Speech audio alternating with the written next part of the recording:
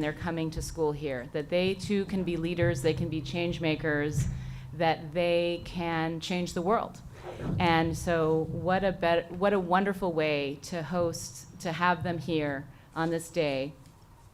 And I think that we are all seated now. By the way, you may hear this, I'll just say it now for you all to know, that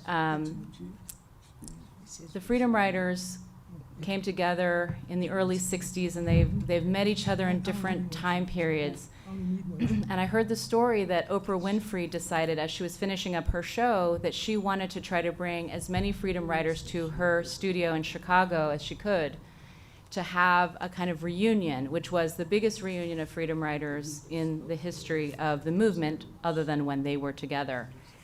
Well, today I'm really proud to say that our school has brought the second number next to Oprah, so I think we should be proud. Can't beat Oprah, but do what you can. So let me just say a few last words before we begin, and that is that we couldn't have done this without the support of a couple of organizations that have hosted the Freedom Riders with us. So besides the School of Humanities and Social Sciences, we have the School of Education, Social Work, and Psychological Sciences here that have partnered with us. Multicultural Student Affairs, the Alumni Association has been very generous. They understand the value of bringing incredible speakers like this in multicultural affairs. The Department of Race, Ethnic, and Gender Studies, which is also in our school, they also contributed to this. And then last night at the Gem Theater, we partnered with the Black Archives of Mid-America and the Gem Theater and the American Jazz Museum. So we have a treasure that is Kansas City with so much history. And I'll just stop by saying that Dr. Carmaletta Williams is part of why Kansas City is so great. She is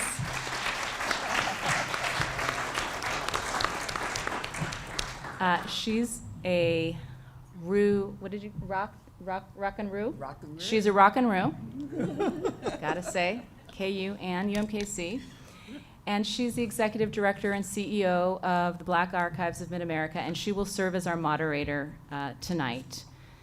Before Carmaletta does her work and we introduce the Freedom Riders, I also want to acknowledge Dr. David Trowbridge, who you're going to see, I'm sure, as he's super active. He's the reason, he's a history professor here at our school. He is the person who really was the glue to make this all happen. He worked with everybody to bring them here, and I'm really grateful. So without further ado, we're going to begin now. Carmaletta. Thank you. Thank you, Dr. Falikoff. I am a rock and roux. I have a BA and MA from UMKC. That makes me a roux. And my PhD is from KU, so I rock out. I'm honored to be asked to moderate this panel. It's not often that we're in the midst of such historic greatness. These people chose to change the world. They chose to put their lives on the line to make a difference. So I'm honored, I'm pleased, and I've heard some of their stories, and it's a remarkable past. We are fortunate, we're really blessed to have them here. So I'll read my sheet. This event will offer the opportunity to listen and talk with 4 leaders of the American Civil Rights Movement, from the Southern sit-ins that began in 1960 to the Freedom Rides, voter registration drives, March on Selma, and Freedom Summer. Dion Diamond, Joan Browning, Dr. Lenora Taitt-Magubane, and Dr. Bernard LaFayette Jr. are all Freedom Riders. And between the 4 of them, the event will bring leaders, this is amazing. We'll bring leaders of SNCC, Student Nonviolent Coordinating Committee, CORE, SCLC, the March on Selma, Voting Rights campaigns, and the Freedom Summer of 1978. I want you to grasp how broad an experience they're bringing here. The 4 have deep personal ties with Martin Luther King Jr., Ella Baker, Fannie Lou Hamer, and so many others. After a talk led by me, the audience will have the chance to ask questions with the four. A few questions. Four freedom riders who represent diverse communities and experiences. We have with us Dr. Bernard LaFayette Jr., and he's authored several works about his long involvement in the American Civil Rights Movement. And his new memoir is In Peace and Freedom, My Journey in Selma. The book shares the story of his work as one of the primary organizers of the Selma voting rights movement and the Selma to Montgomery marches.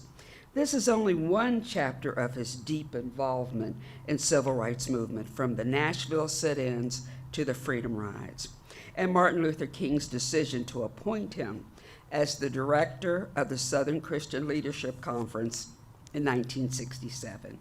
Dr. Lafayette was also the leader of the Freedom Summer in 1968. More information about his life and work can be found in the King Institute's Encyclopedia of the Civil Rights Movement.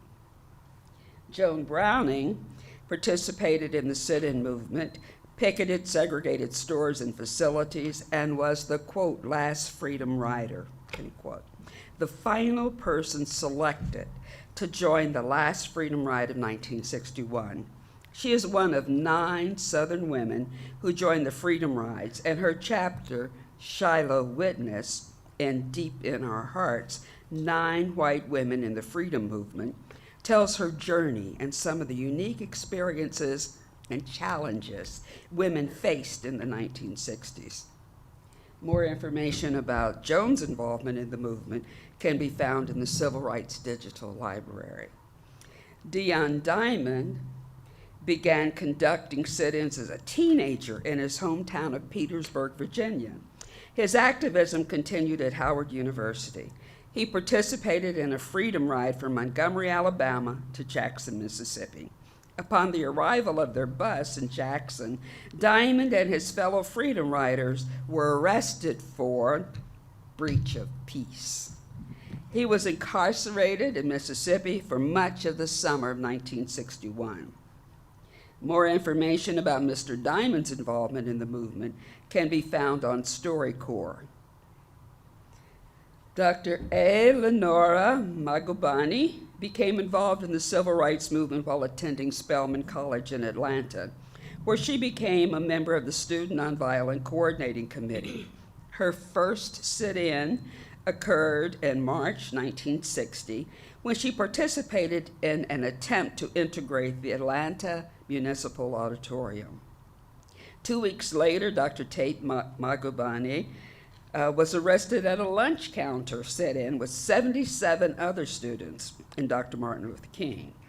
She spent 15 days in the Atlanta Fulton County Jail.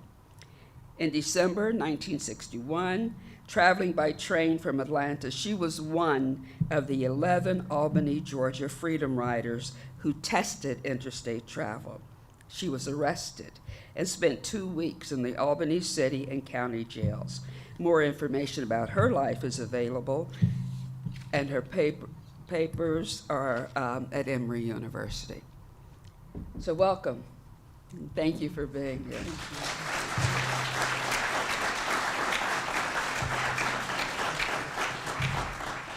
Among their papers, among their papers at Emory University are letters that they wrote to each other while incarcerated. So I want to know, and if you'll share with our audience, how do you become a freedom rider? How did that happen? Was there a particular incident, a person, an event, a family occurrence? What was it that made you one day say, I'm going to be a freedom rider? Dr. Lenora? Thank you very much. Good evening, and thank you all for coming. It's wonderful to see all of you here this evening. I participated first in the sit-ins which took place in the early 60s, and had spent 30 days in jail on 2 different occasions with the sit-ins.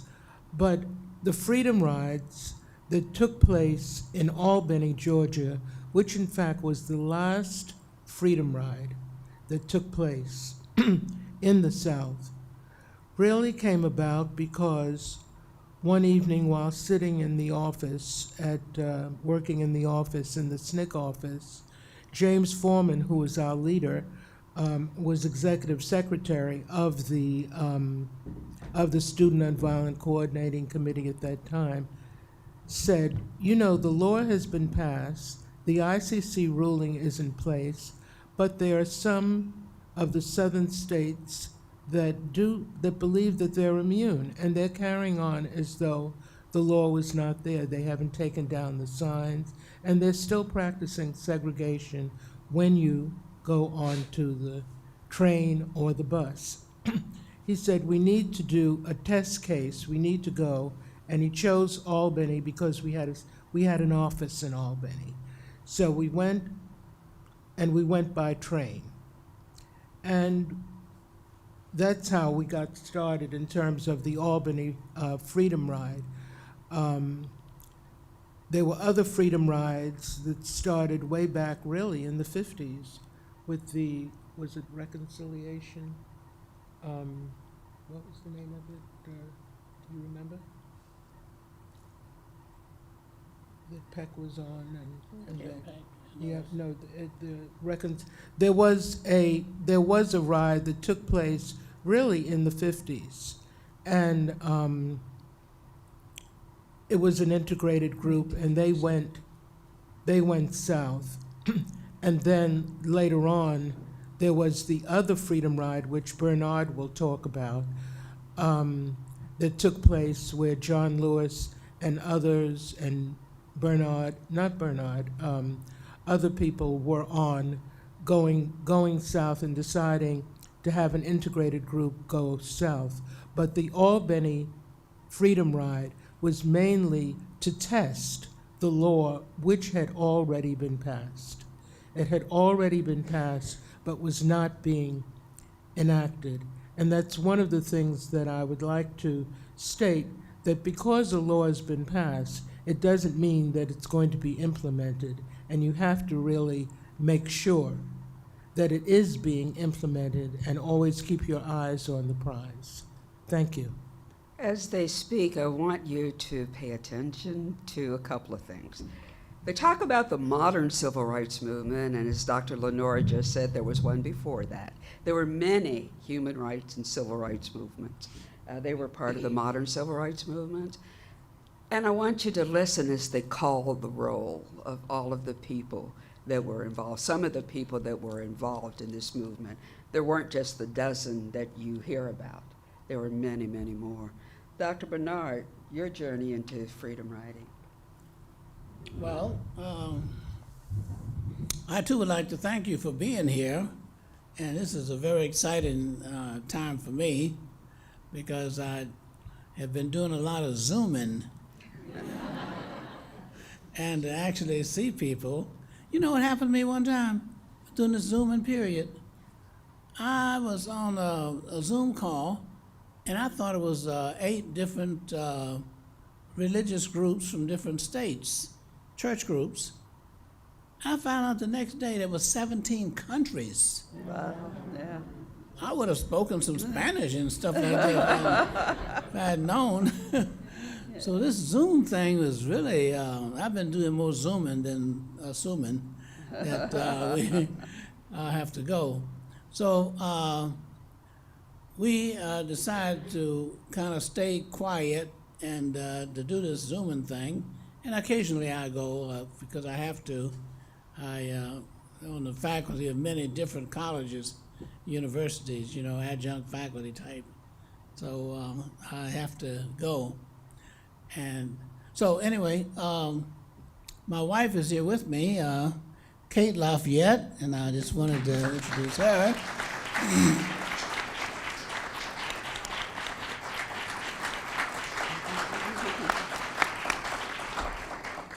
she's been many different places with me, and she's a trainer as well. In fact, she got a level 2 training certificate in Israel. All places, kind of yeah. trainer? Right, yeah. So my involvement had to do with actually an earlier period.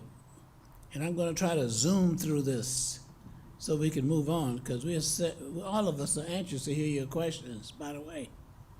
So I was with my grandmother, and she used to be very entrepreneurial. And she would dress up in her clothes in the middle of the week. She was avid churchgoer, had on a hat, you know, those special kind of hats women wear, you know, high heel shoes. And on a trolley car, and I was like age 7, they used to allow you to go on a trolley car by putting your money into the receptacle by the conductor. But then if you were of color, okay, you had to get off the streetcar in the front door and walk along the tracks to the back door of the trolley car, and that's where you entered. And they had a rubberized curtain that separated you. It wasn't like the bus thing, you know, where you get so many and then you can whatever. No, it had a designated few seats for blacks. Otherwise, you had to stand up, okay? And I used to run ahead as a little boy and jump on the steps of the back door so the door wouldn't close. You know why? Because the conductor sometimes would take your money. Yes, and while you're traveling, you know, walking to the back, close the doors and take off. That's what they do to black folks, you know? So so we had a scheme, we had a strategy. So I'd run and jump on the back steps. This time, my grandmother was running, and she fell because her heel got caught in the crack around the tracks, and there she was in the middle of the street. That was the middle of the street because that's where the track was. You understand? Y'all gonna get some tracks and stuff here, okay? So y'all gonna have to adjust to that. So in the middle of the street. So I jumped off the steps and tried to pull her up. No, I could not move because I was a little skinny boy. I didn't even wear short pants. You know, because I didn't want to mistake my legs for no string. So I didn't even wear shorts. But I couldn't pull her up. But I said to myself at age 7, when I get grown, I'm going to do something about this problem. And I'm told that every person around age 7 remembers something that they will never forget. And that's my something. I couldn't wait to get grown. I don't remember being a little boy. In fact, there's a movie out called Little Man. It's about me, okay? The Harlem, what is it? Harlem drama or something like that. They got a movie out. It won an international prize, by the way. So anyway, I decided at that moment that I was going to fight the segregation at age 7. And I got involved. But moving ahead real fast about the freedom rides we're talking about, when the opportunity came, I was John Lewis's roommate, and John Lewis used to talk about going to these workshops. I said, I don't want to go to no workshop. I got enough work to do. You know, I don't have any. I was janitor to the second floor, the assistant librarian, and I used to volunteer to work in the kitchen because I could wash the dishes and get some pot liquor. You know what? Yeah, you have to tell the children when you get home what that is. So anyway, John, and I'm going to conclude here, my initial involvement in the freedom rides that we're talking about was actually in 60, not 61. John Lewis and I decided that since we had already desegregated Nashville, lunch counters, all those places, we actually desegregated the Greyhound bus station lunch counters in Nashville, okay? And how you gonna integrate the lunch counters and segregate the restrooms? They go together, you know that? Yeah. So we desegregated the entire bus station. But the irony of the situation is that the buses that came through were segregated. And the bus station in Nashville is integrated. So John Lewis and I decided we're going to integrate the buses. If you want to hear the rest of that story, you can listen to Barack Obama's eulogy again on John Lewis, and he mentions both our names and how we desegregated the bus, the Greyhound bus, and we went all the way down.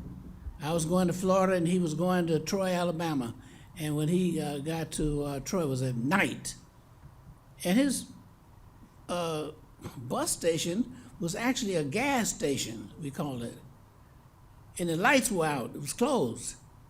And when he got off of that bus, because he was sitting, you know, on the near the door there, and I was sitting behind the driver, and the driver had actually rammed this seat, okay, back, and I was sitting behind him, and he punched a hole in my suitcase. That would have been a hole in my leg if I hadn't had my suitcase in front of me, and I kept my suitcase so in case they threw me off the bus, I wouldn't have to go up under the.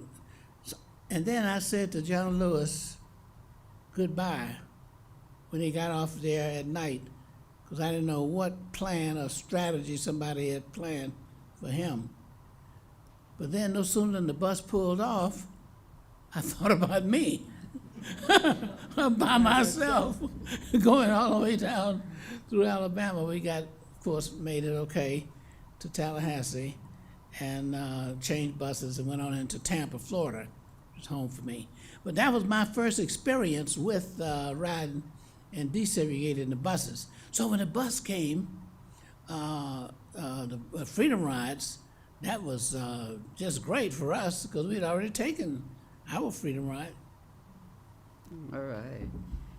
Now, I have heard other freedom riders and civil rights workers say that their theme song, and I thought about this when you talked about watching John Lewis walk away, was "This May Be the Last Time." This may be the last time, I don't know. Yes, sir, Mr. Diamond. Did you just walk up and say, "I want to be a freedom rider"? How did that work for you? That's a good question. I call it youthful exuberance. When kids do things, I call my involvement based on youthful exuberance. I'm a native of Petersburg, Virginia, which is a totally segregated town, about 20 miles due south of the capital of the Confederacy, which was Richmond, Virginia.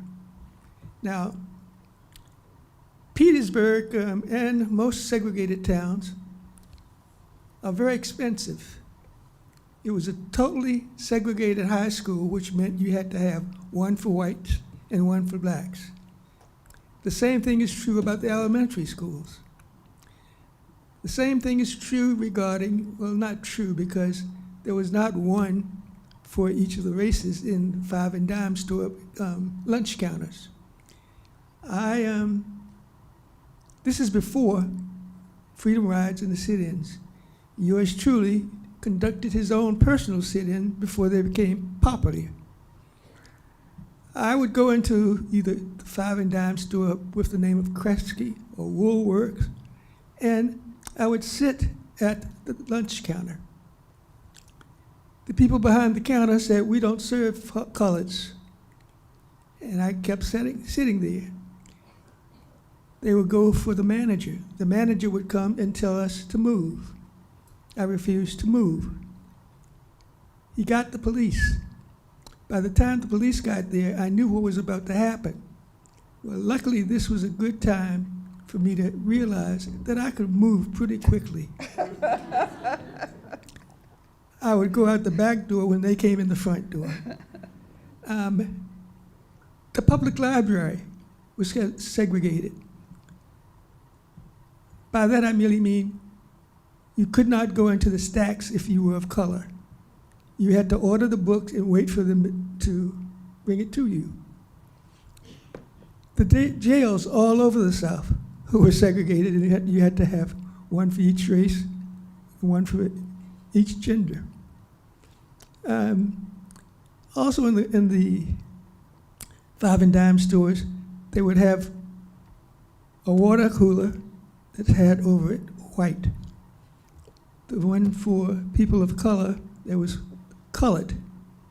Now, this is going to sound kind of corny, but I would stand at the white one. Oh, I wonder what white water tastes like. I mean, it didn't say clear, it just said white. Those things didn't change while I was still in high school. Upon graduating from high school in 1959, I enrolled at Howard University in Washington, D.C., which is a predominantly black institution. With the passage of time, it's become more integrated, or more people not of color, but have enrolled there. Well, to make it short, Howard University was and is still considered the epitome of black education. Now, you gotta bear with me while I go through this one. I might well be schizophrenic. I've been called colored, I've been called Negro, I've been called African American, and today I don't know if I'm African American or whether or not I am black. So if I've been all of those things, and this is who I am today, I'm trying to figure out how you put up with being a mixture, because this is not truly of a particular race. It's a mixture of several. At any rate, while at Howard, the sit-ins became very popular throughout the South. But we at Howard were not doing anything, mainly because of the fact Washington, D.C. was not legally a segregated town. But we figured we would have to do something. Right across the Potomac River, which separates Washington, D.C. from the state of Virginia, which was legally segregated. Well, to make it somewhat short, we decided we would take on Northern Virginia, there was a chain of drugstores by the name of Drug Fair. Aside from that, all of the movie theaters were segregated.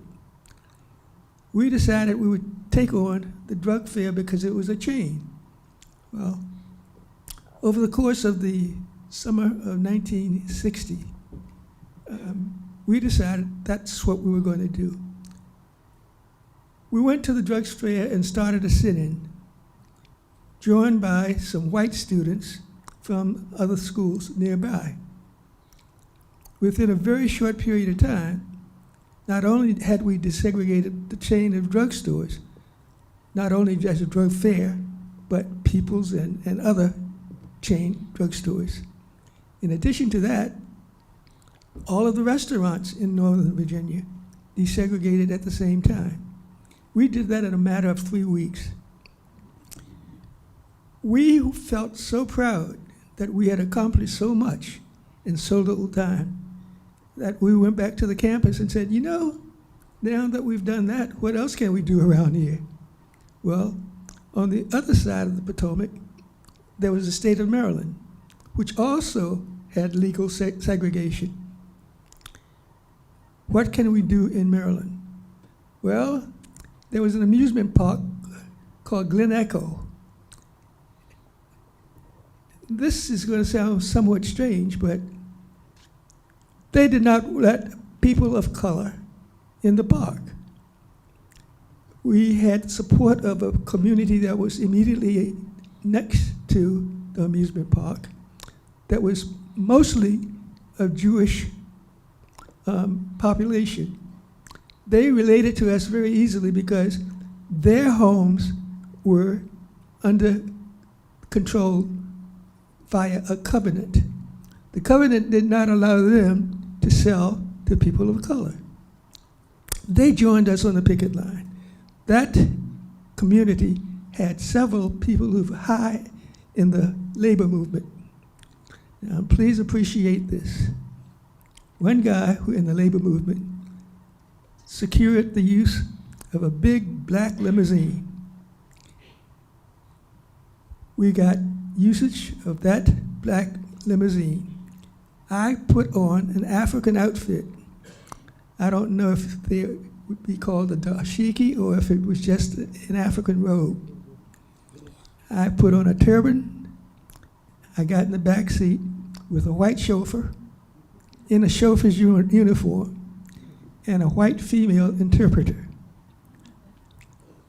Now, the people on the picket line knew what we were about to do, and they started smiling as soon as the limousine pulled up in the front of the gates. The chauffeur gets out, opens the door for me. I get out. He then goes around and allows the white interpreter out. We start walking towards the gate of the amusement park. And I get out and start walking towards the entrance. Now, they had white guards, security guards, guarding the gate. Now, this guy's looking at me and looking at the French interpreter and the chauffeur. Now, you know, D.C. is a diplomatic capital. They look at me and they can't figure out, what are we supposed to do? Now, we're thinking that we were planning to make certain that this got in the newspaper because we knew they would hardly let us in without having some consternation. They blocked us at the gate, and I pretended as if I didn't know what they were doing. And I tried to push my way through, and another security guard comes in. And I say to the interpreter, "Je désire entrer le parc, maintenant." Now, that's the best my pidgin French could do. I was trying to say, I desire to enter the park now. Well, they didn't let me in. But in the newspaper on the next day, there was a big article about that and how D.C. being a diplomatic town should take that into consideration. And this is the summer of '60. I'm about to take semester-ending exams. In '61, so we went back to school. But then in '61, when the sit-ins really became very prominent, we said, we got to continue the freedom rides that Dr. LaFayette was just mentioning. I flew to Montgomery, Alabama, to continue with the people of Nashville and other locations, some people from Howard, to continue the freedom ride because we had made such an indentation and made known what was going on. Well, got on a bus in Montgomery, bound for Jackson, Mississippi, and next to New Orleans. And imagine this, please.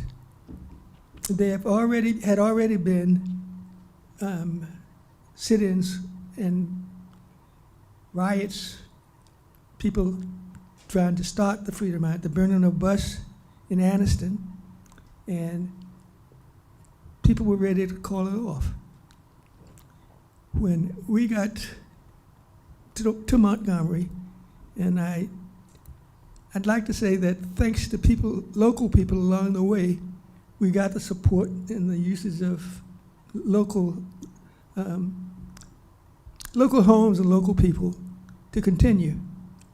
Well, I gotta get this part in. Okay. When we got to Montgomery, got on a bus, there were about 10 of us on this particular Trailways bus. We got to, the 10 of us and about an equal number of Alabama National Guardsmen, each with a bayonet and a rifle. We thought they were there to protect us. Overhead, helicopters. In front and back, state police.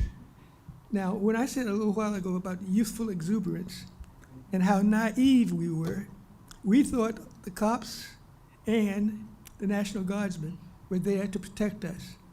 Little did we know that many of them, I'm certain as soon as they got off the bus, would put on their robes that had white sheets over their bodies. The trip to Alabama, the trip from Alabama to Mississippi, I have to tell you that it's like the change of the guard at Buckingham Palace, with the cops in front of the bus, cops behind the bus, National Guardsmen on the bus, and helicopters flying overhead. Let me tell you, we felt safe. Little did we know. When we got to the Mississippi-Alabama state line, on either side of the line, Mississippi State Police on one side, Alabama State Police on the other. It was the changing of the guard as they crossed from one jurisdiction to another. At any rate, as soon as we got to Jackson, we were getting off the bus. And I don't recall now, was it Captain Ray, Bernard? Yes, Captain Ray. Captain Ray was the officer in charge of the people who were waiting to greet us. You're not welcome here, get off, get off. As soon as we got off the bus, we were arrested under the charge of breach of peace. For the moment, that ended my activity in the Freedom Rides. And if we have some time later, I can talk about the voter registration and the other activities that I've been involved in. When I've been asked many times before, have you ever been arrested? I had to put down on the paper, I've been arrested approximately 30 times. Please check with the FBI for dates and location. Thank you. Okay, Miss Joan, I know that when you were young and exuberant and part of this movement, that what you heard a lot was, what's a nice white girl like you doing in this movement? How did you get there? Well, one of the things that, one of the benefits I got from being in the civil rights movement was I had the best teachers I've ever had, and teachers whose wisdom follows me down to now. And I never speak without quoting Miss Ella Baker, who was one of those most prominent teachers of the young people. And one of the things she says was, and that she was 60 years old when she said this, that which touches me most is that I had a chance to work with people, passing on to others that which was passed on to me. And she taught us that we have an obligation to pass on what we learned that's useful, and so that's what I try to do. One of the things that she taught and others taught was that social change really comes from ordinary people.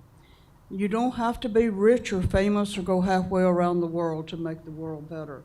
You start right where you are and with the people that you are associated with. And so that's the key to expanding social justice. I grew up on a farm in the Deep South, and I was proud that when I was summer I turned 16, I picked 200 pounds of cotton. Cotton was the cash crop, and it's fragile. You want the weather to be dry. If it gets rained on, it reduces its value. So in high school, I took typing so that I'd have nimble fingers so that I could pick more cotton.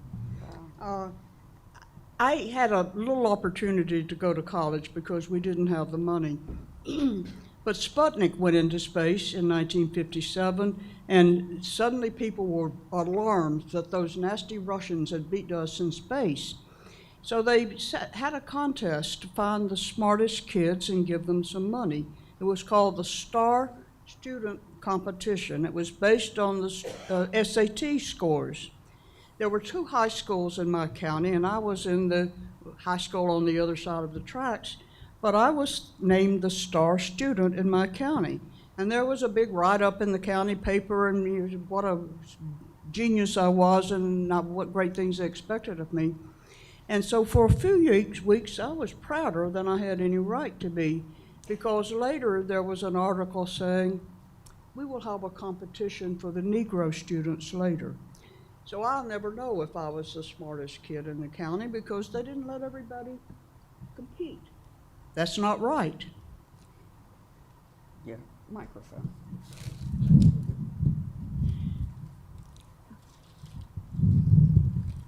My elementary school had 2 teachers and 52 students. It was a 2-room school.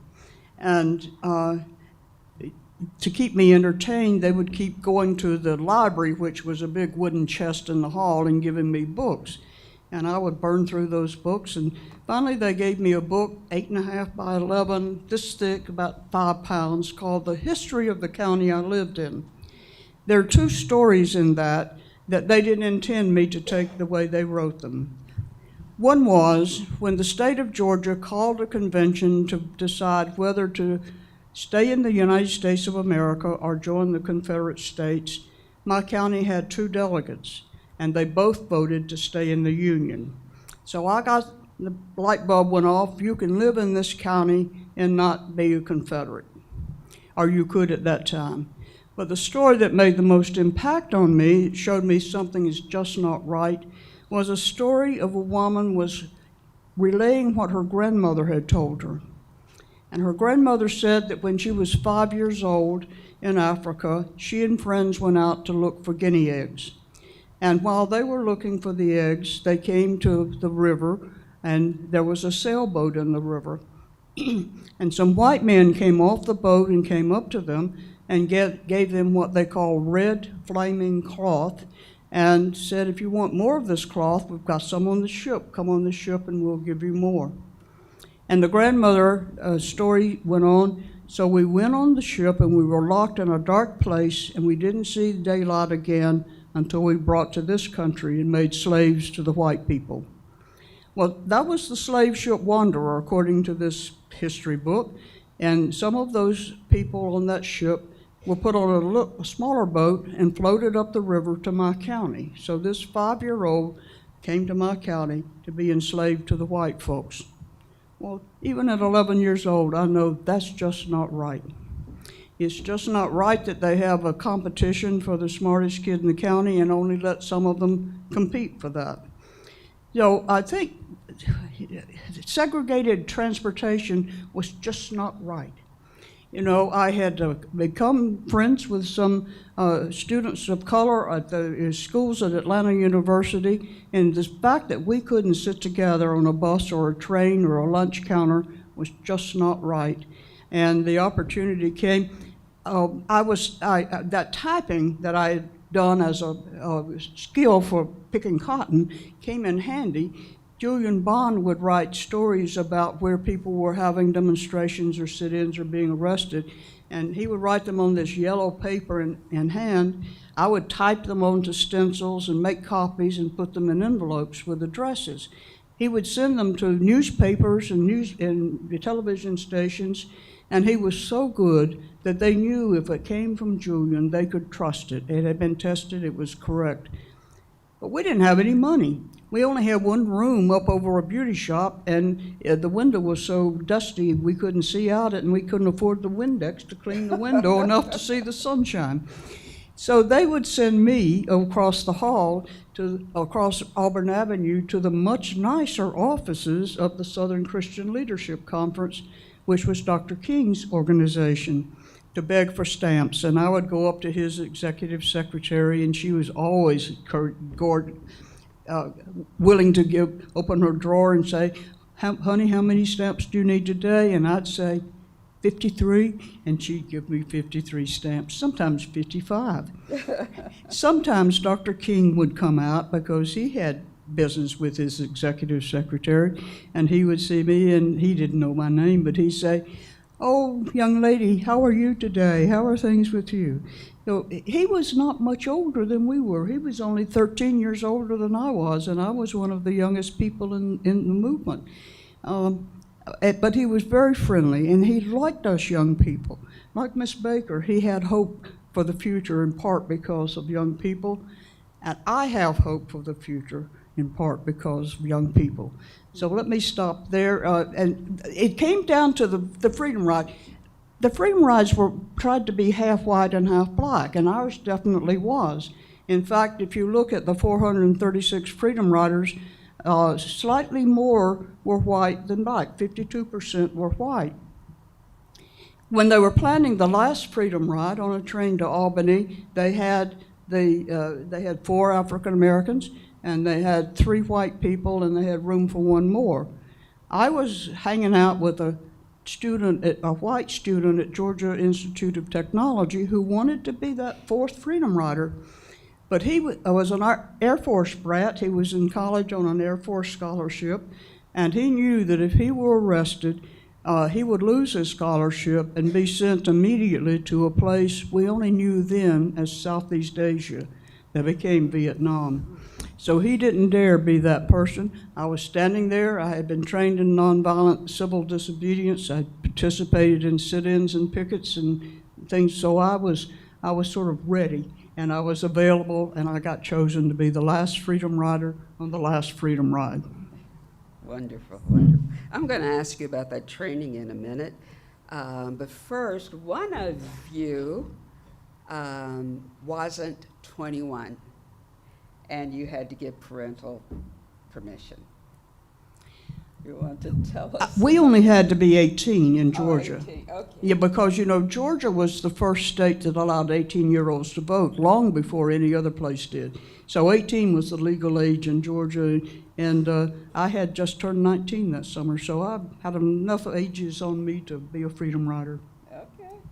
It didn't pertain to me because I had been rather independent of my parents since way back when. The only way my parents found out about my participation was from a newspaper article. Wow. Yeah, I think I was 21, but that wasn't anything to do with law. Okay. Dr. Bernard? Yes. So, pick up where John Lewis and I left off on the Freedom Rides, our own personal Freedom Rides.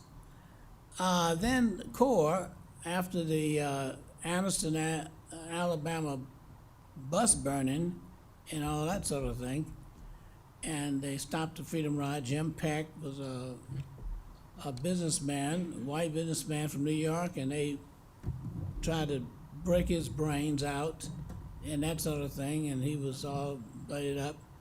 The Freedom Ride was temporarily stopped, and because there was so much violence going on.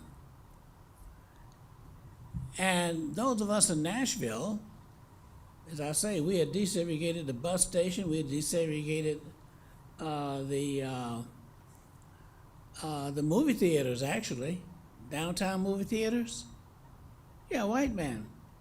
The Martin brothers from Columbus, Georgia, they went over there and bought up downtown theaters in Nashville and desegregated them.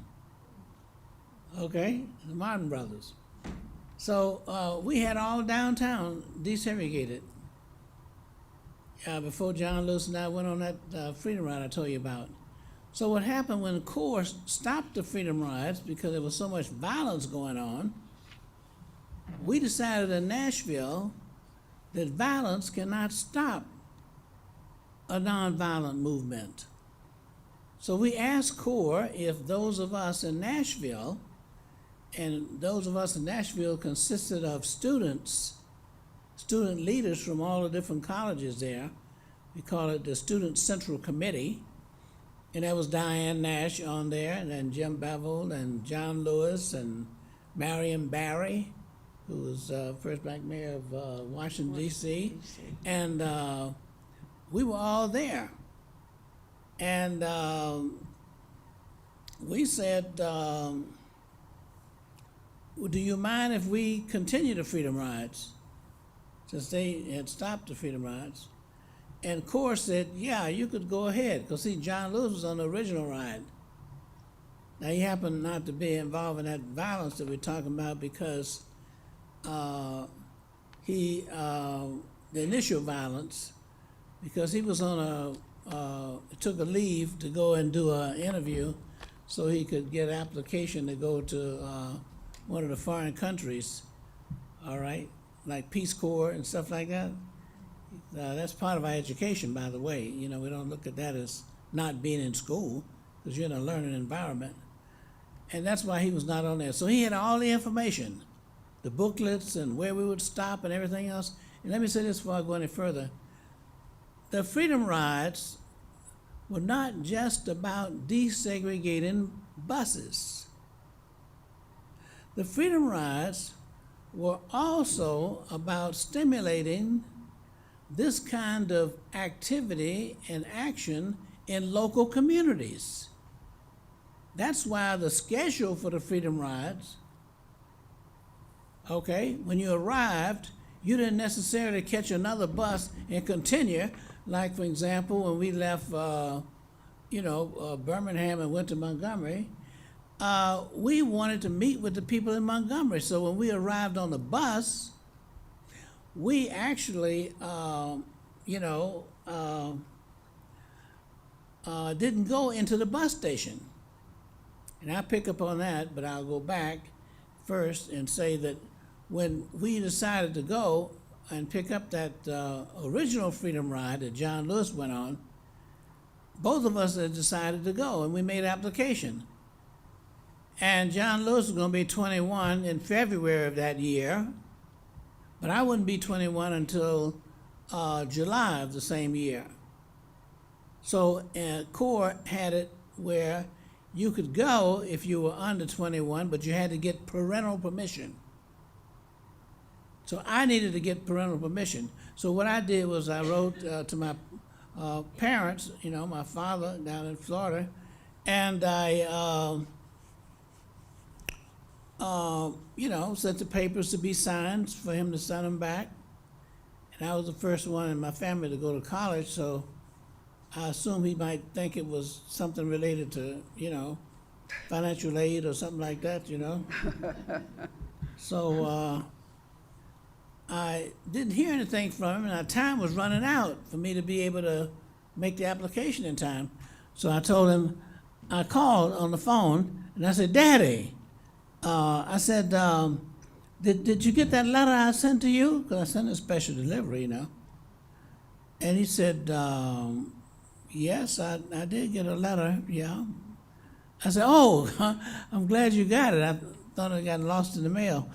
Could you sign it and send it back right away? There was a moment of silence. He said, do you think I didn't read it? And I said to myself quietly, I was hoping you wouldn't read it. Just sign it. I said, well, okay. I said, could you just sign it and send a special delivery back so I could get it, right away? So I could. And you know what his response was?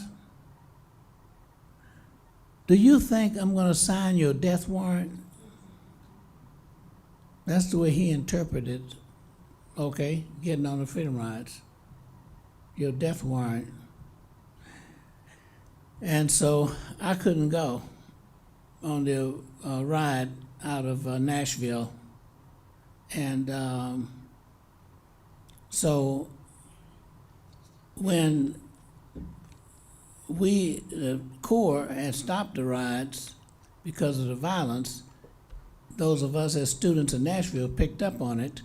We made Diane the person who would be our spokesperson in the media and that kind of thing, because we always wanted people to understand what we were doing. So we had flyers.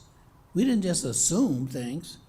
And David Haberstam, who's a reporter, okay, in Nashville, we allowed him to come into our meetings, our planning meetings, so he could listen to everything we had to say, so it wouldn't be any misunderstanding.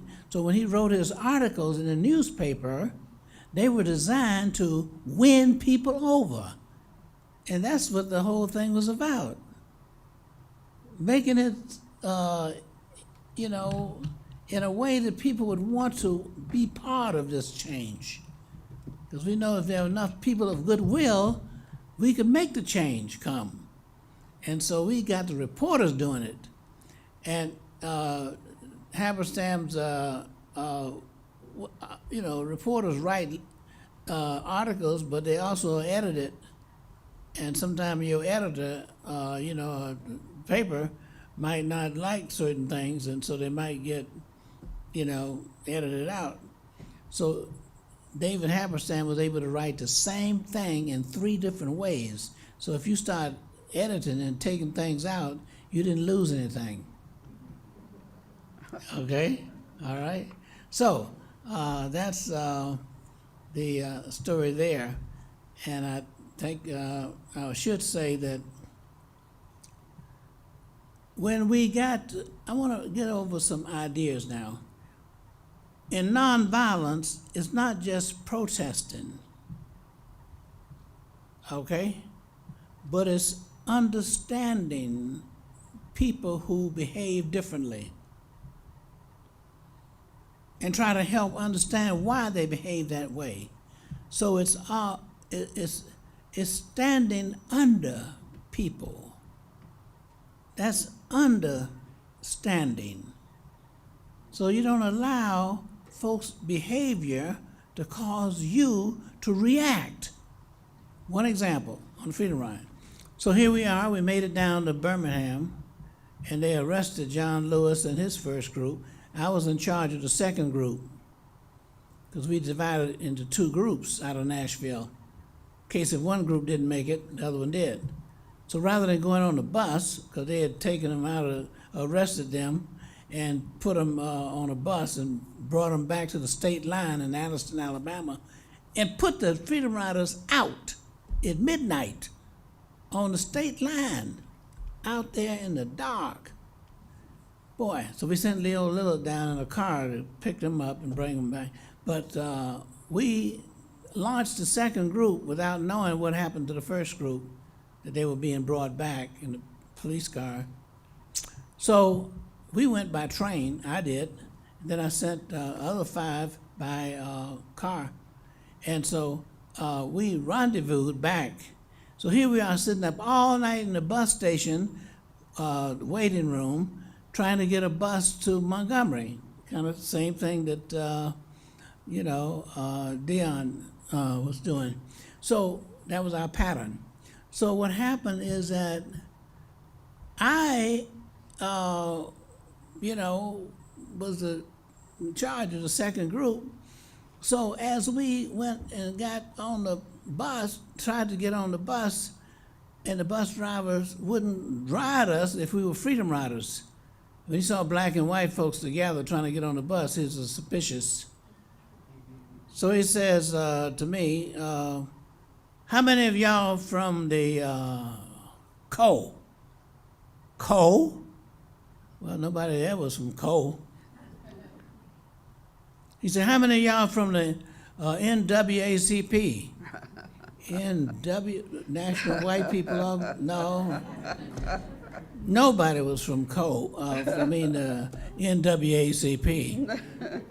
So we were being honest with him, you know, we weren't from nothing like that. He said, I got one life to give, and I'm not going to give it to CO or the NWACP.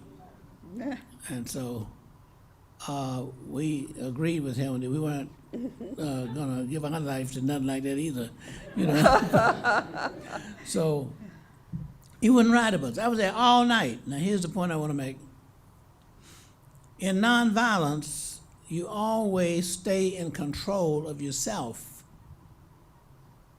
Don't let people get you to behave in such a way that you destroy the goal for yourself that you're trying to reach. You have to be in charge. And if I get a chance, I can tell you about what's in my book. But so I'm sitting in the bus station. But can we go back to that for a second? You know, he says you're in control, you're nonviolent. It didn't come automatic, right? There was training involved for all of you Yes. to learn how to be nonviolent. Yes. You talk about that Yes. a bit? Well, the training was very important Okay. for us to be able to do that. So it's not just protesting something. You talk about change. That means you have to understand, okay, how the change can come. Who has to be involved? First, you got to change folks' minds and the way they think. But you also got to make sure that you change the way you respond to violence. Yeah, but you And had it's not camps easy. too, right? Right? Yeah. There were training camps and Yes, we had Dr. Lenora, Yeah. go ahead. He has to share his microphone with you. Oh, I haven't finished yet. Oh, I thought you were through. No, thought we I was were going to moving give you on. an example. Oh, okay. Just on the Freedom Rides, when I was sitting in the bus station, we sat there all night. I went to sleep. Well, when you go to sleep, you can't help that. You get sleepy, you got to go to sleep. Okay.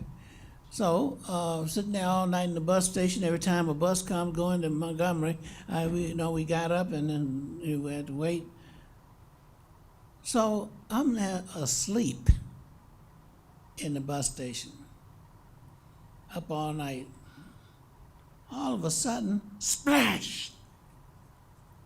I thought I was dreaming. Somebody threw a cup of cold water in my face. And I shook, and I looked up, and there was a Ku Klux Klanman. That's the closest I ever been to one. He was standing up looking at me. I'm sitting down, and he's standing over me, looking down at me with the cup in his hand. And see, when you're in the white waiting room in those days, they had water fountains, so they had cold water. In the black waiting room, they had regular water, okay? And that cold water, boy, I'm telling you. So I shook and my head and looked around, and the whole bus station, the waiting room, was full of Klansmen with white robes. I've never seen that many Klansmen and it being that close to me. There was only one that had a black robe, and that was Robert Shelton, the imperial wizard of the Ku Klux Klan. A black robe with a serpent on the back of it. Okay? So my immediate thought is they did appreciate black. And their leader wore black, the rest of them wore white. And so I looked, our eyes met, and he was waiting for me to react to this cold water on me. Now, here's an example of nonviolence that we learned. First of all, when I realized the circumstances and what had happened, I looked up at him with kind, inviting eyes. Your eyes speak louder than your words, by the way. Okay? Yeah. You can say a lot with your eyes. And I looked at him in the kindest way. And I had a little smile on my face as I looked at him. He was all frowned up. You know what I said to him? Thank you.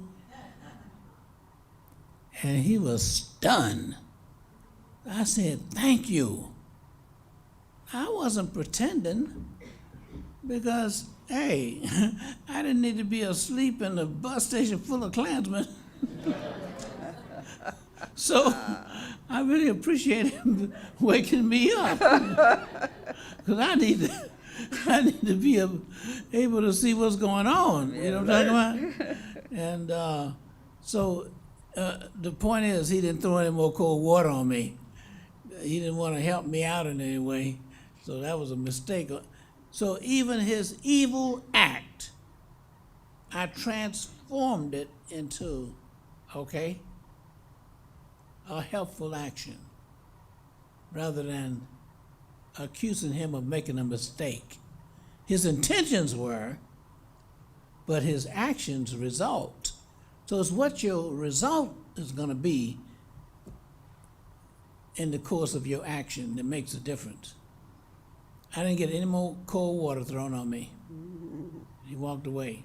So my point is, we must always stay in control, always keep your goal in mind, that you want him to be a kind person, so you have to take whatever actions he has and transform that action, if possible, not always possible, but if possible, bring the best out of people.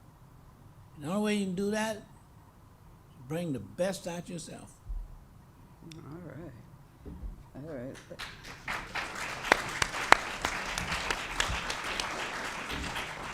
Is there, that's an amazing experience, and I know that you've had many and many, many of them. Is there one in particular that defines the way you reacted or learned to react during this movement as a freedom rider? I learned as a child, I had an older brother whose greatest joy in life was aggravating me. And I learned that if I responded, Mother would say, punish both of you. But if I didn't respond, he would get his just desserts and I would go free. So I think that was a preparatory lesson in nonviolent reaction, the kind that Dr. LaFayette is talking about.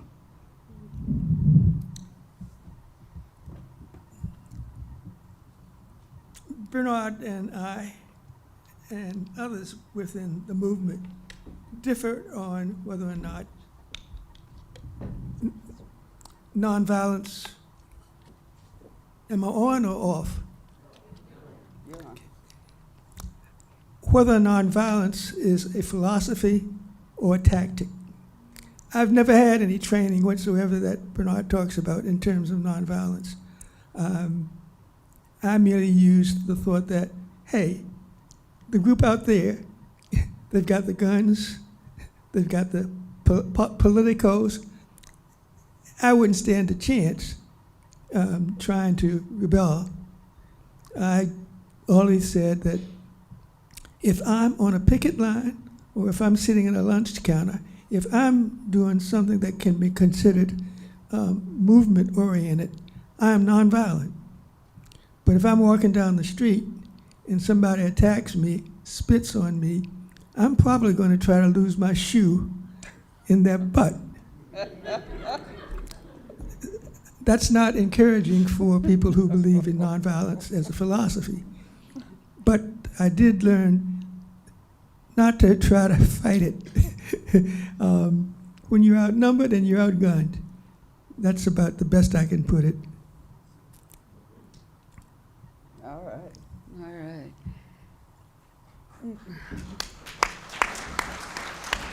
Dr. Lenora? Did you have that microphone? Oh, thank you. Can you hear me? Yes.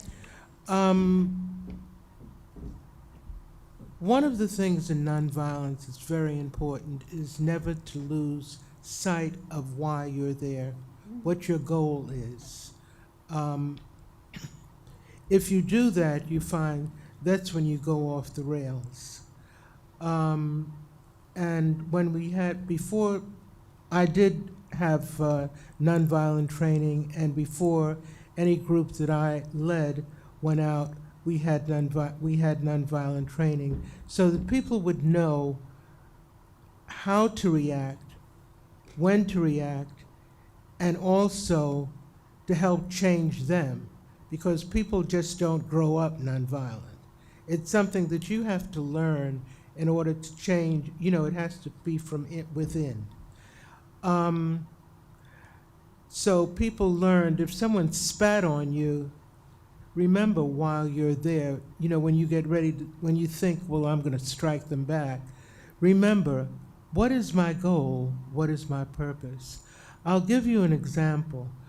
In the sit-in movement in Atlanta, I had a group, and we were, the store was McCrory's, It was like, McCrory's was very much like a Woolworth's. It was similar to a Woolworth's. And all of the students were seated down, was sitting down, and I was checking to make sure that everyone was fine. And as I walked around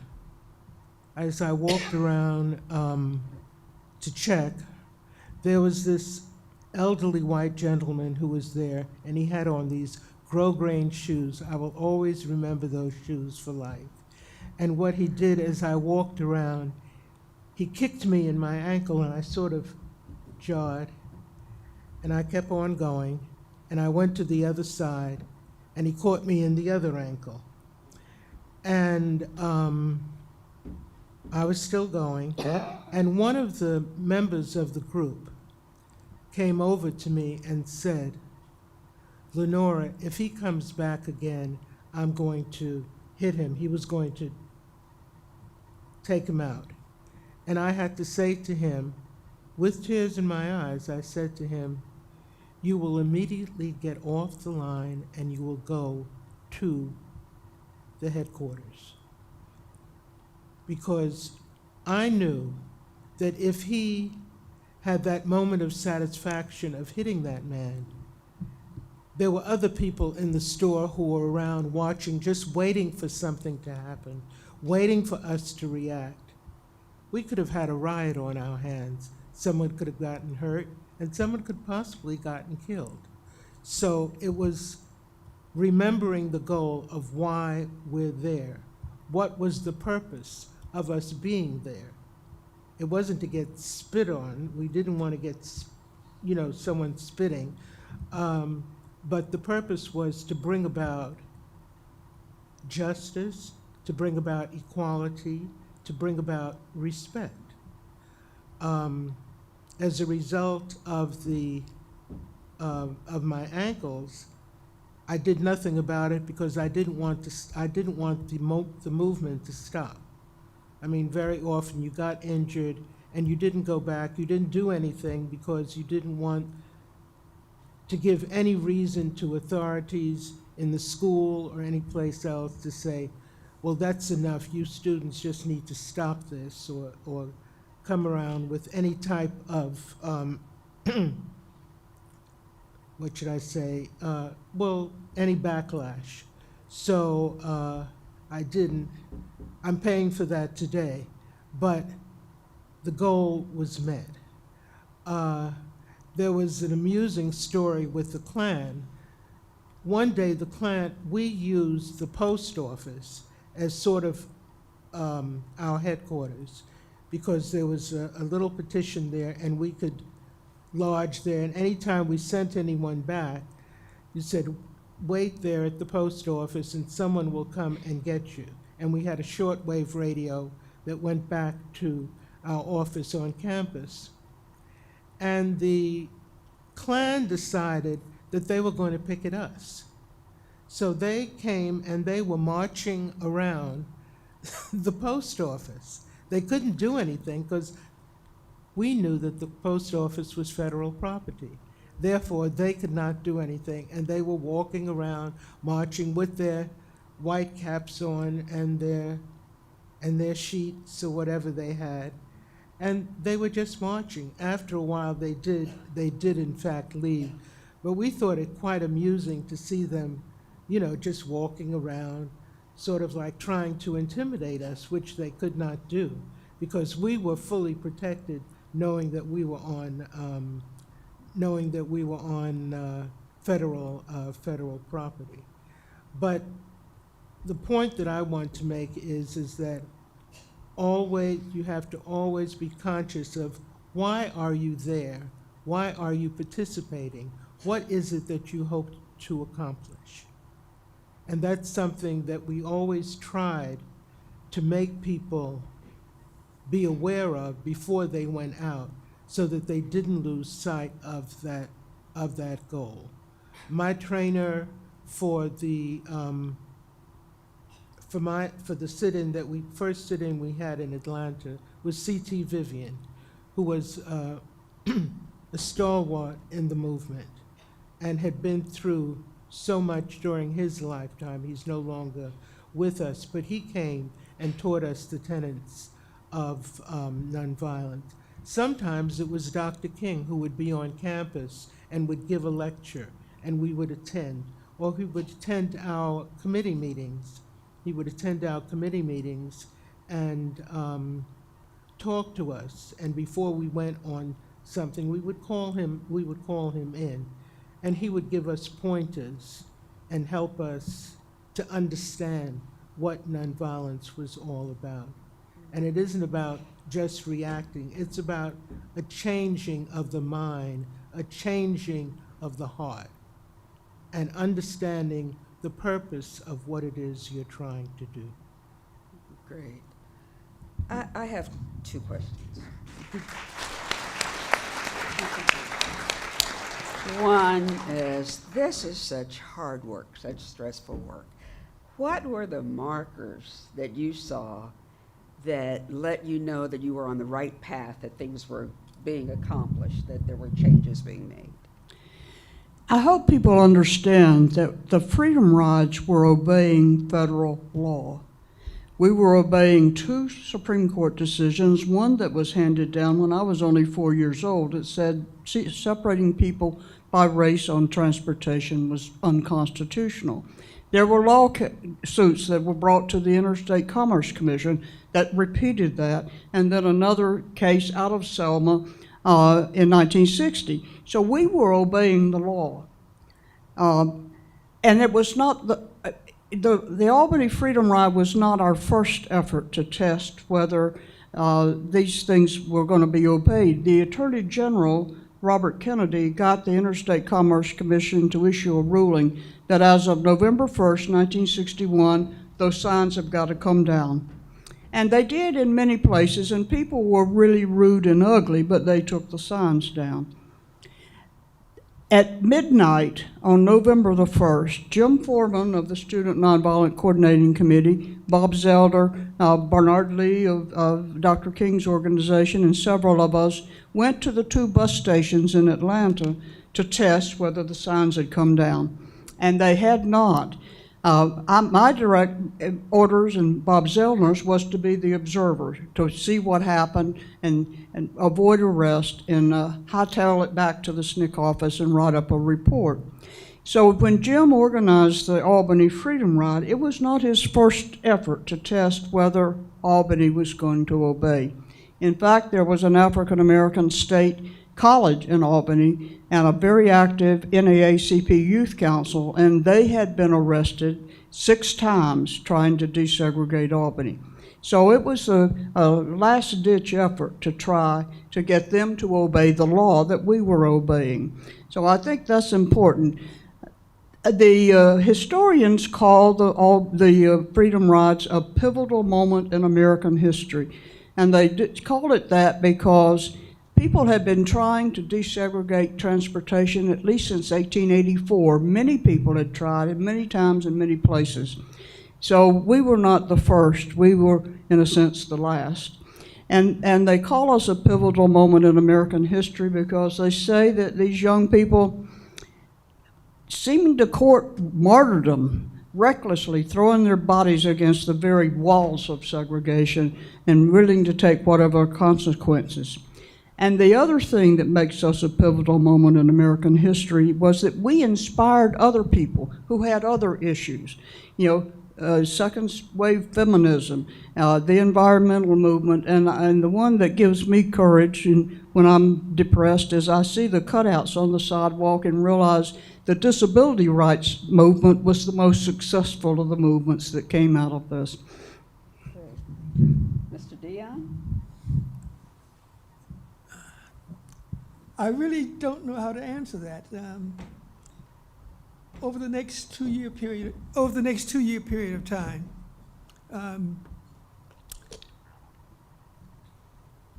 the Freedom Rides were not the end of my participation. I had lost that semester out of school, and I decided, oh well, as long as I've done that and I'm out of school, I might as well see what I can continue to do. I became a, quote, field secretary, if you will, for SNCC. One of my first assignments was to go to Macomb, Mississippi, to start work on voter registration in the South.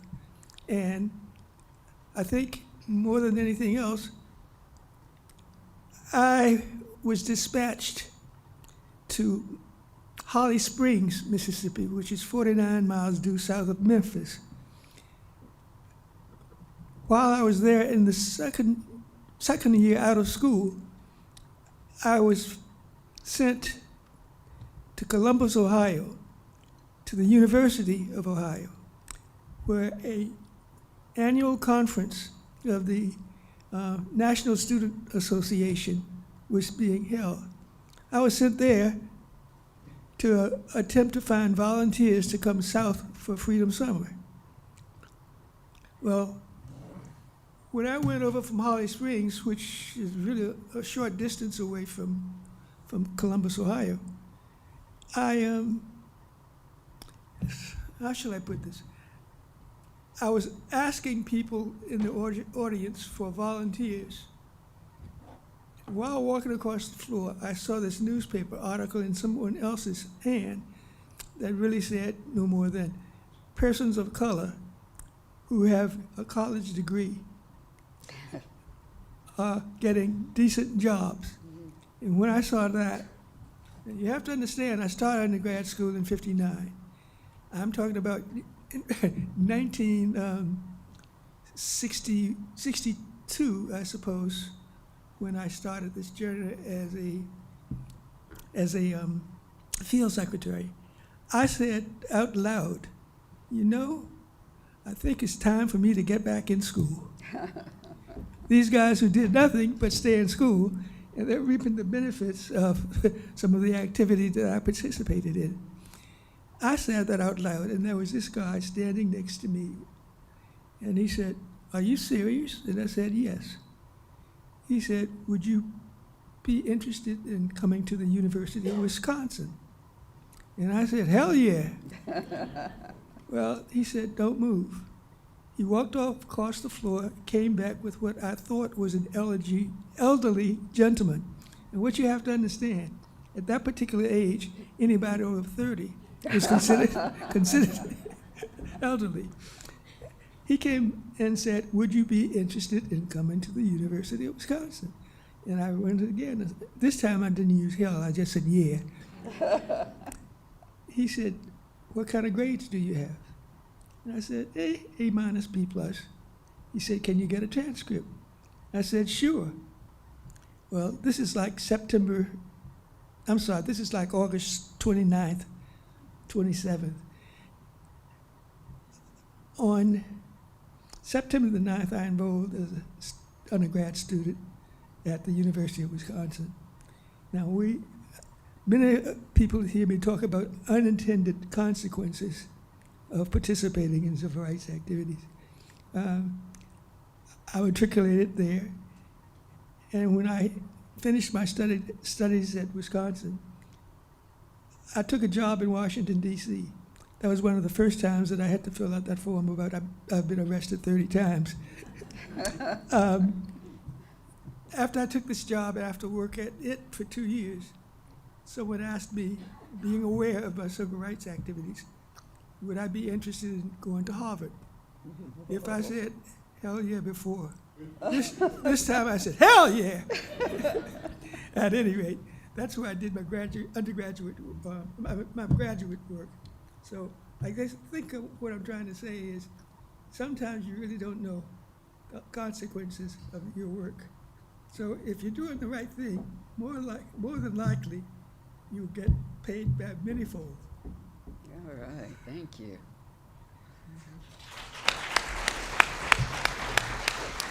Dr. Bernard, for you, what were those steps? What were those markers that said to you, "Job well done," or "I know we're on the right path," or "This is essential work and I'm glad I'm a part of it"? Well, Answer her question. when I finished the Freedom Rides, and because I tell you, I've been arrested a lot too, in different things, and the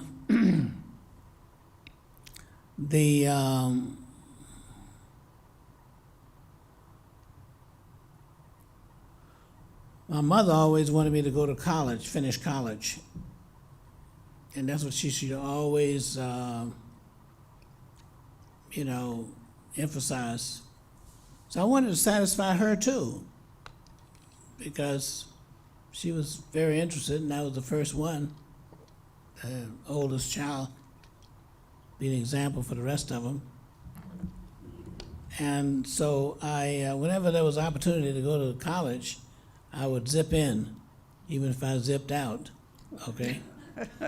So I went to the American Baptist College, and of course, when I returned, after the Freedom Rides and that sort of thing, I decided I wanted to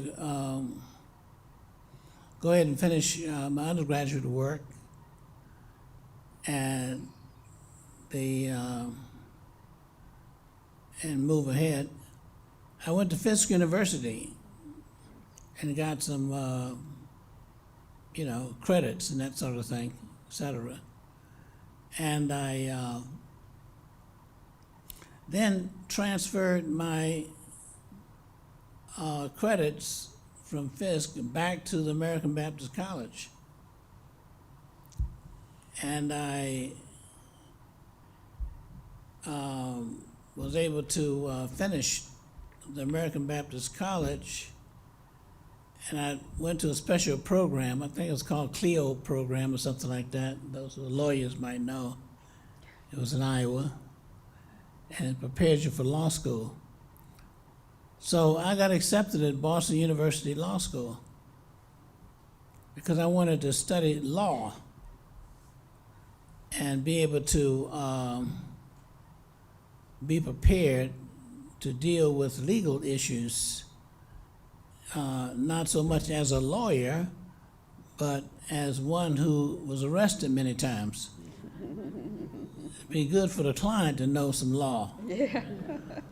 In fact, while I was in law school, it was during the time when you had the Kent State. Oh.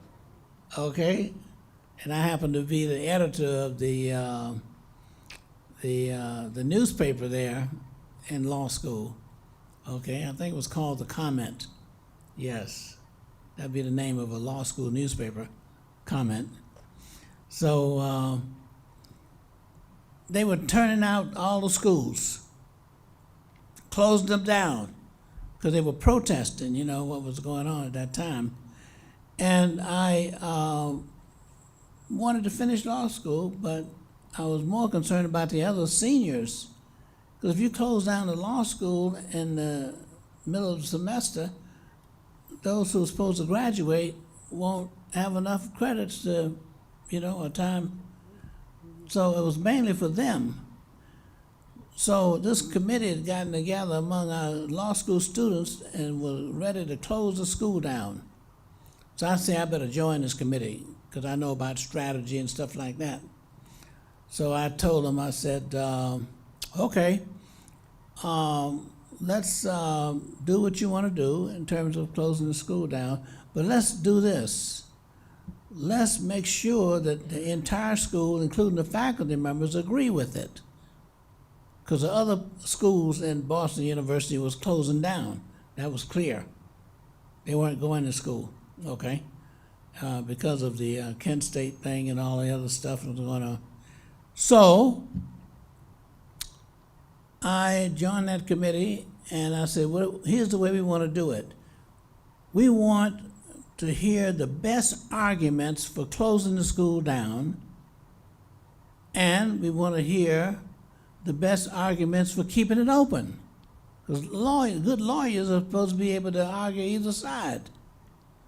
That's when you have a good lawyer. It doesn't matter what side, you're supposed to be able to,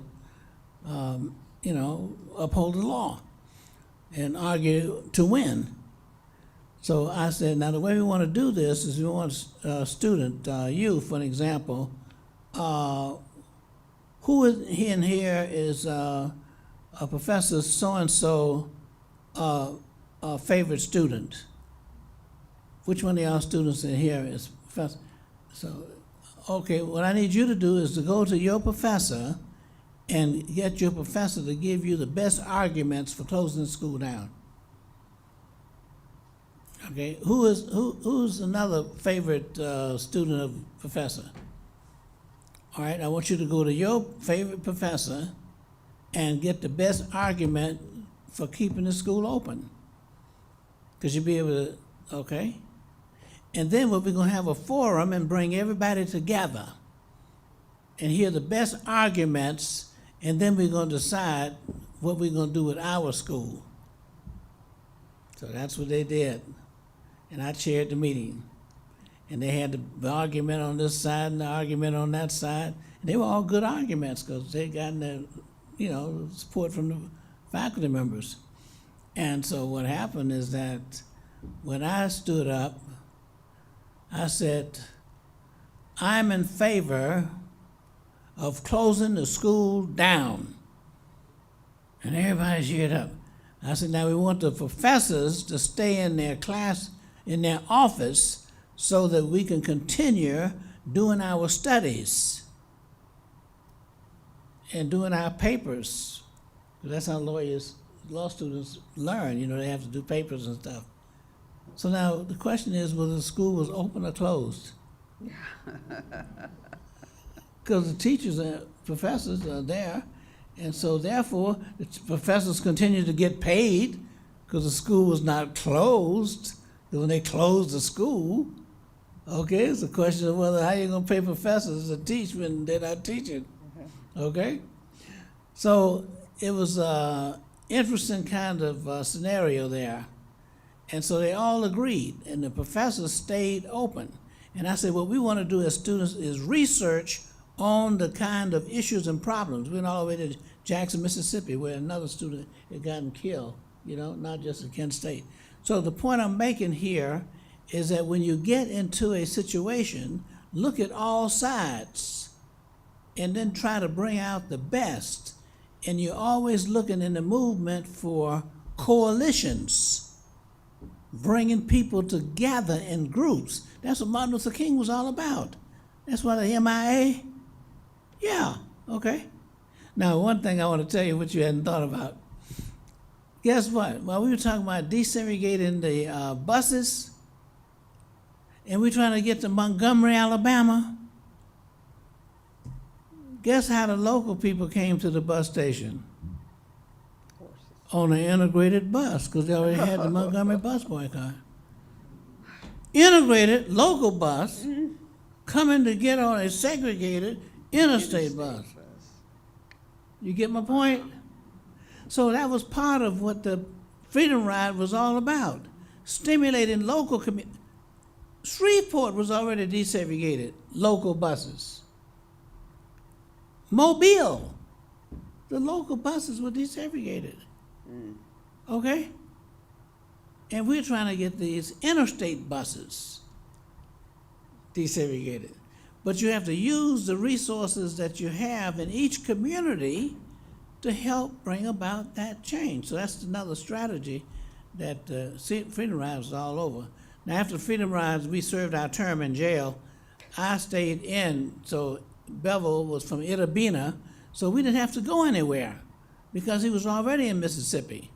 That was home for him, Itta Bena, Mississippi, okay? So I stayed with him, and that's how we recruited all of these local Jackson, Mississippi students. We stayed there, we set up office, and we trained them. That's how we got 42 people on the Freedom Ride from Jackson, Mississippi in 2 weeks. Wow. And we got rearrested. Thank you. But, okay, Dr. Lenora? yeah.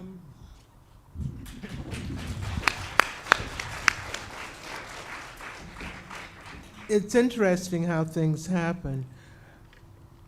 I was involved in the movement while I was an undergrad, and we planned the movement undergrad, and we used to have meetings in the dormitories, and I was just talking with a friend today. one of the house mothers, for example, because we were going out to meetings and coming in very late, gave us the key to the dormitory so we wouldn't wake anyone up, and we could go and come as we pleased. And if we were going to do anything, we would confide in her and let her know. The faculty at Spelman, and the faculty, I guess, at Atlanta University, because there were students who were involved there, they were in school all the time, but we had our books, and we got our assignments, and I remember drawing up a schedule, which I have, which is at Emory, if anyone was interested in looking at it, which had study periods. So we weren't just sitting in jail, just sitting.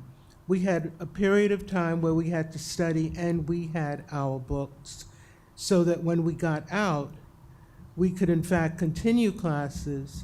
And what the faculty did was they had special classes in their homes and in the school in order to help us catch up and to make sure that we were prepared for our exams. So somehow or the other, all of us graduated. All of us graduated. Now, while I was in undergrad school, when I came out, I went on to, no, while I was in undergraduate school, I remember that the dean of the School of Social Work was Whitney Young. And Whitney came over one day and he said, "Lenora, when are you coming over to the School of Social Work?" I said, "Well, I'm still here." He said, "No, but you can apply and you can go when you finish." So when I finished, I did go to the School of Social Work, and I got in and I was there. And while I was there, I was volunteering for SNCC. And that's when the evening that James Foreman said, some of these states are not following the law that was passed in 1961, and they need to follow it. We need to have a demonstration, not a demonstration, but we need to test the law and bring about a suit. We were not planning to go to jail when we went to Albany. What we were planning was to test the law, which was already in existence. And we did that. And I remember going and saying, well, I'm not going to jail, so I don't need to take any clothes. And maybe I should tell someone. Yes. And I told one classmate, I said, if I don't get back by 7 o'clock, call someone. But one of the things I didn't take any clothes, but for some reason or the other, I took a toothbrush. And so I had a toothbrush with me. And we got on when we got on the train, we were an integrated group. Joan was a part of that group, and the 11 of us got on the train. They separated us by color.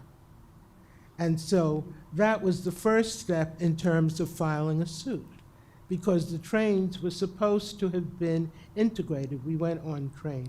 We chose Albany because Albany had an office, a SNCC office, so we could let them know that we were coming.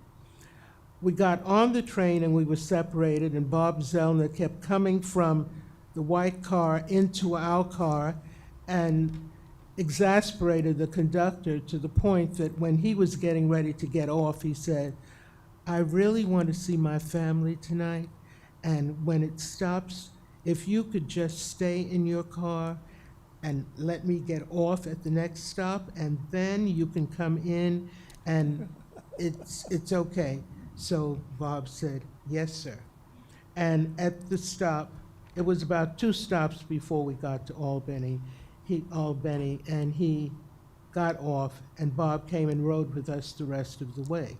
Now, when we got to Albany, we were met by the staff and a number of students from the university, And the welcoming party from the city was Chief Pritchard. And he was there, the chief of police. And I will never forget that we went into the white waiting room and sat down for a minute because that was the last stop. And then Jim said, well, let's go outside. And we went outside, and immediately, you're under arrest. And he arrested all of us, and he arrested Charles Sherrod, he arrested Charlie Jones, and he arrested someone who had just come up. I mean, she got out of the taxi, and it was like, you're under arrest. And Bertha Goba, because she, in fact, had been a part of the movement and had been arrested before. So they assumed that she was a part of it. So Jim, in a very gentle way, said, excuse me, sir, would you tell us what the charges are, what you're arresting us for? And his response was, I don't know yet, and put us in the paddy wagon and sent us, and we all went to the city jail, which was the most despicable place I have ever seen in my life. And if there's anything that remains in my memory, I remember the rats and the roaches, both of which, if I see a mouse, I call it a rat. If I see those large roaches, as they say, I'm out of here. What they did was they separated, again, the whites from the blacks. And I never saw Joan again until we got out, when we were all released, and she was released before me. But we had a cell, which was, the white cell was over there, and there was a brick wall, so, but we could talk and we could send letters. But when we got out, getting back to school, I went back to school, we all followed our lives, and I went back to school. Although something very beautiful happened, we got out, and when we got out, there was always the support of the Albany community. The same clothes that we had on when we went into jail, 15 days later, were the same clothes we had when we came out of jail. And C.B. King, who was the lawyer, I remember, his mother had this beautiful store in the middle of this dirt road. It was called the Swank Shop, which still exists. And it had these very fine clothes in it, and the ladies used to go there to get their hats, to go to church and their clothes. And they took us there, and she said, give these children whatever they need. Wow. And that's how we had a change of clothes. Many people were willing to put up their homes for bail, which is one of the reasons why we said no bail, jail, no bail. And we always did that because people could have lost their homes. Some people lost their jobs because they were supporting us. And one of the, and some people, you wonder why some people were even involved. There was a lady who at the time was 60, and I interviewed her and I said, why are you here? And she says, I'm here for freedom. She says, I don't want my children and grandchildren to go through what I've gone through. So we had always had the support of the community. When I went back to school, I remember that in graduate school, that the faculty had a meeting as to whether to put me out of school or to keep me in. And one professor came to my defense and explained why I was there, what I was doing, and the vote turned around, and I did graduate. And while I was in jail, I remember Jim saying to me, "Why don't you become a field worker? Will you become a field worker?" And we wrote letters on toilet paper, paper towels, whatever was around that you could write on, we wrote. And we passed them through the guards that were there. Not the guards, I'm talking about the trustees. These were prisoners. So when they would bring the food, the letters would be underneath the plate. And so that's how we smuggled them. And there was one pipe in there, and when you turned on the water, the pipe shook. So we would turn on the water, and that meant message received. You know, that was our method. And so we found out what was going on, where people were. And Jim sent me in one letter, and the letters are in protection at Emory. And he said, "Would you become a field worker?" And I said, "No, I want to finish school. However, when I go back and I get a job," because I did graduate in '63, I said, "Anyone that's coming from the South, send them, they can stay with me." And most of the people that came through stayed with me, and that is how I formed a very close relationship with people like Fannie Lou Hamer, who one day I was sitting at home and he said, "Mrs. Hamer is coming to stay with you." I said, "Okay, fine. She's most welcome," and she came.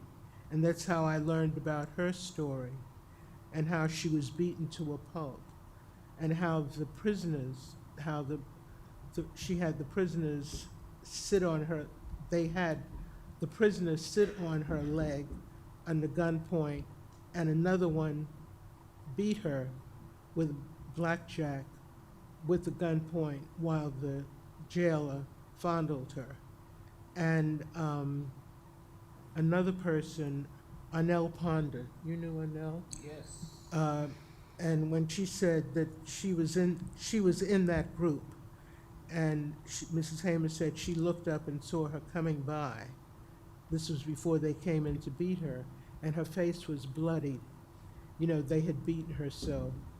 And I'd heard recently that she never was the same after that. People ask, what happened to some people? There were some people that were affected mentally and physically. But she never really recovered. She recovered, but she didn't recover, if you know what I mean.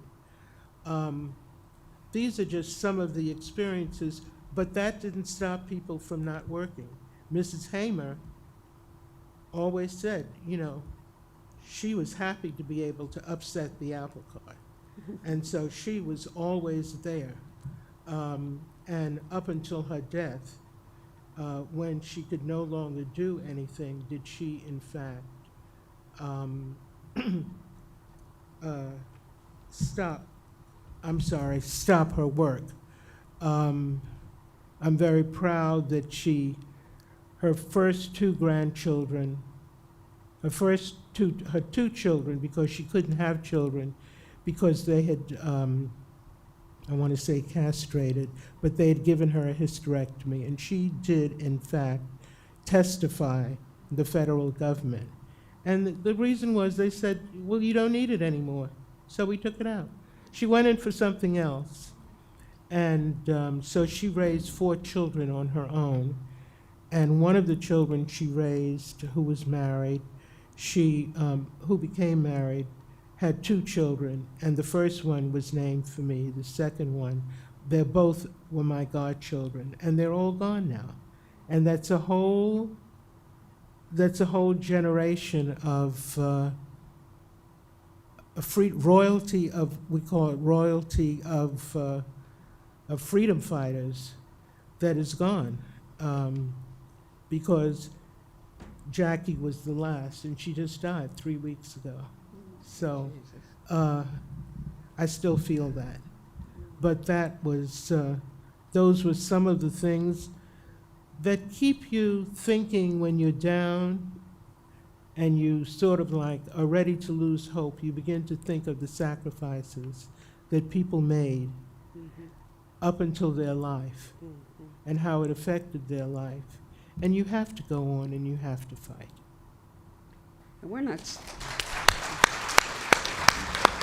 And so we're not surprised when we hear her say that she's sick and tired of being sick and tired. So we're not surprised when we hear her say that she was sick and tired of being sick and tired.